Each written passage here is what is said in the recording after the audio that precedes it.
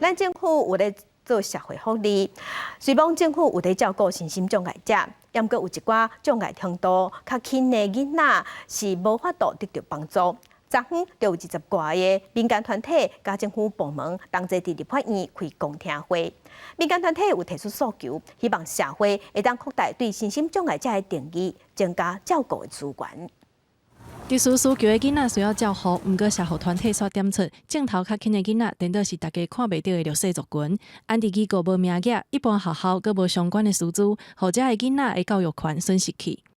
过动或者是自闭症或是情绪障碍的孩子，其实在机构里面这样的比例是逐年增加的，而且也有就是很多类似共病的状态，或者是行为议题，然后附加过动，所以其实也大大增加机构端的照顾难度，那甚至在学习安排上面也很困难。